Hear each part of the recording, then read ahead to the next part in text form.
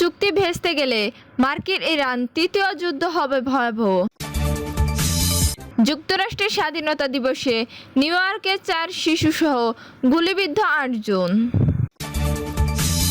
Khamenei জানাজায় ইমামতি করাকে এই আয়াতুল্লাহ জাফর সোবহানি। হরমুজে ফি নেবে ইরান, বন্ধু দেশ পাবে বিশেষ সুবিধা। তেহরানে আয়াতুল্লাহ আলী খামেনির জানাজা অনুষ্ঠিত। দর্শক, এতক্ষণ শুনছিলেন সংবাদ শিরোনাম, এখন জানিয়ে দেব বিস্তারিত সংবাদ। তার আগে অনুরোধ থাকবে এই ভিডিওটি দেখতে দেখতে সাবস্ক্রাইব করে রাখুন এবং লাইক দিন ও কমেন্ট করে জানিয়ে দিন বাংলাদেশের কোন জেলা থেকে এই সংবাদ শুনছেন এবং দেখছেন। চুক্তি ভেস্তে গেলে মার্কিন ইরান তৃতীয় যুদ্ধ হবে ভয়াবহ। যুক্তরাষ্ট্র ও ইরানের মধ্যে স্বাক্ষরিত সমঝোতার স্বাক্ষর যদি ভেস্তে যায়, তবে তা দুই দেশের মধ্যে তৃতীয় দফা বড় ধরনের সংঘাতের সূত্রপাত করতে পারে বলে সতর্ক করেছেন তেহরান ভিত্তিক এক বিশ্লেষক। 2015 সালে 12 দিনের যুদ্ধ এবং চলতি বছরে 40 দিনের যুদ্ধের পর নতুন কোনো সংঘাত পুরো অঞ্চলের জন্য চরম বিপর্যয় ডেকে আনবে বলে মনে করেছেন অধ্যাপক মোস্তফা খোরশম। এ বিষয়ে বলেন, যুক্তরাষ্ট্র যদি এই সমঝোতার স্বাক্ষরকে শর্তাবলী মেনে না চলে, তবে আমাদের তৃতীয় একটি যুদ্ধ প্রত্যক্ষ করতে হবে। এই সম্ভাব্য যুদ্ধটি আগের দুটি সংঘাতের চেয়েও অনেক বেশি বিধ্বংসী ও ভয়াবহ হবে। চলতি বছরের যুদ্ধটি গত বছরের তুলনায় অনেক বেশি জোরালো ছিল উল্লেখ করে এই বিশ্লেষক সতর্ক করেন যে পরবর্তী সংঘাত কেবল ইরান বা যুক্তরাষ্ট্রের জন্যই নয়, বরং সমগ্র অঞ্চলের জন্য মারাত্মক বিপর্যয় নিয়ে আসবে। অধ্যাপক খোরশম আরও জানান, তেহরান এই সংঘাতের অবসান ঘটাতে সম্পূর্ণ প্রতিশ্রুতিবদ্ধ।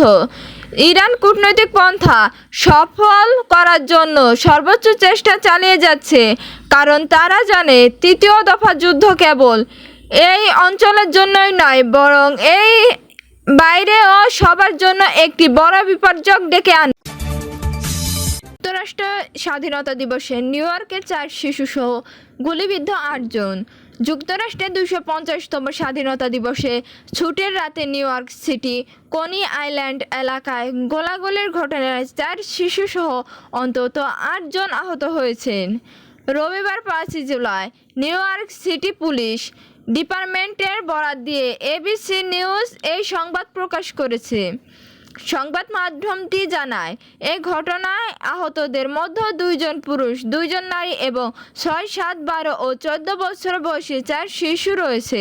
পুলিশ জানিয়েছে, আহত সকলদের উদ্ধার করে হাসপাতালে স্থানান্তর করা হয়েছে।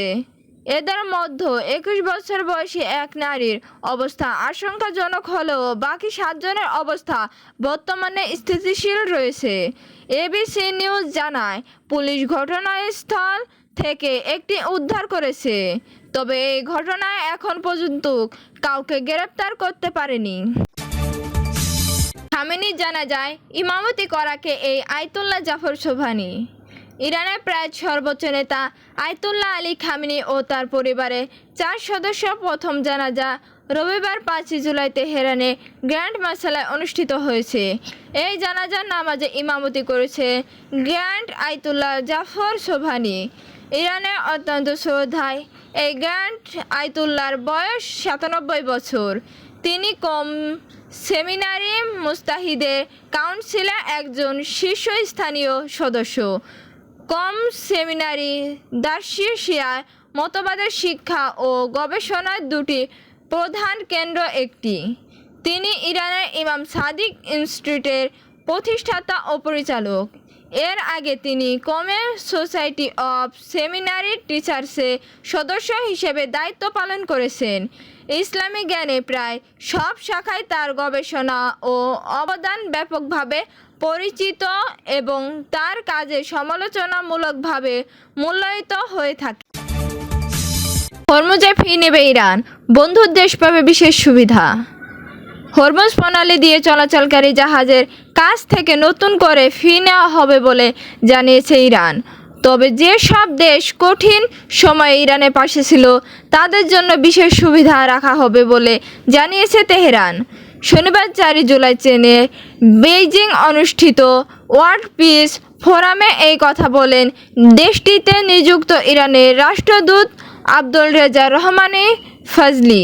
তিনি বলেন, হরমুজ প্রণালী ইরানের আঞ্চলিক জলসীমা অংশ, তাই সেখানে চলাচলকারী জাহাজের কাছ থেকে নিরাপত্তা ও বিভিন্ন সেবার জন্য ফি নেওয়া হবে, তবে এটিকে কোনো ট্রল হিসেবে দেখা উচিত নয়। ফজলির ভাষায়, ওমানের সঙ্গে সমন্বয় করে হরমুজ প্রণালীর জন্য নতুন ব্যবস্থাপনা গড়ে তোলা হচ্ছে। এর আওতায় নৌপথের নিরাপত্তা নিশ্চিত করা, জাহাজ চলাচল তদারকি করা এবং বিপুল সংখ্যক জাহাজ চলাচলের ফলে সৃষ্ট পরিবেশগত প্রভাব মোকাবিলার ব্যবস্থা নেওয়া হবে। তিনি আরও বলেন, যে সব দেশে আমাদের কঠিন সময়ে বন্ধুত্বপূর্ণ আচরণ করেছে এবং আমাদের পাশে দাঁড়িয়েছে, তাদের জন্য অবশ্যই বিশেষ সুবিধা বিবেচনা করা হবে। বিশ্বের মোট অপরিশোধিত তেল ও তরলীয়কৃত গ্যাস পরিবহনের প্রায় 1/5 হরমুজ প্রণালী দিয়ে যায়। মধ্যপ্রাচ্য যুদ্ধের সময় ইরান কার্যত এই নৌপথে চলাচল বন্ধ করে দিলে আন্তর্জাতিক জ্বালানির বাজারে তেলের দাম দ্রুত বেড়ে যায়। তেহরানে আয়াতুল্লাহ আলী খামেনি জানাজা অনুষ্ঠিত। ইরানের প্রায় সর্বোচ্চ নেতা আয়াতুল্লাহ আলী খামেনির জানাজার নামাজ অনুষ্ঠিত হয়েছে। একই সঙ্গে তার পরিবারের আরও 4 সদস্যের জানাজার নামাজও আদায় করা হয়। তেহরানে ইমাম খামেনির গ্র্যান্ড মাসালায় সকাল 8টায়, বাংলাদেশের সময় 10:30টায় আয়াতুল্লাহ আলী খামেনির ও তার পরিবারের সদস্যদের জানাজা অনুষ্ঠিত হয়। শিয়া ধর্মীয় নেতা জাফর সোবহানি জানাজার নামাজের ইমামতি করেন। ইরানে আধা সরকারি সংবাদ সংস্থা তাসনিমের খবরে বলা হয়, জানাজার নামাজ শুরু কয়েক ঘন্টা আগে মুসল্লায় প্রধান প্রাণাঙ্গ মানুষের ভিড়ে পূর্ণ হয়ে যায়। জানাজার নামাজ 3 ধাপে অনুষ্ঠিত হয়। প্রথম ধাপে আয়াতুল্লাহ খামেনির জন্য জানাজার নামাজ আদায় করা হয়। দ্বিতীয় ধাপে তার পরিবারের জন্য জানাজার নামাজ অনুষ্ঠিত হয়। তৃতীয় ধাপে তার নাতনির জানাজার নামাজ আদায় করা হয়। আয়াতুল্লাহ আলী খামেনি নিহত হওয়ার 4 মাসেরও বেশি সময় পর দেশটিতে তার জন্য 9 দিনের রাষ্ট্রীয় শোক পালন ও শেষ বিদায় শোভাযাত্রা ঘোষণা করা হয়। শুক্রবার থেকে তেহরানের গ্র্যান্ড মাসালায় সাবেক এই আয়াতুল্লাহর মরদেহ সর্বসাধারণে শ্রদ্ধা নিবেদনের জন্য রাখা হয়।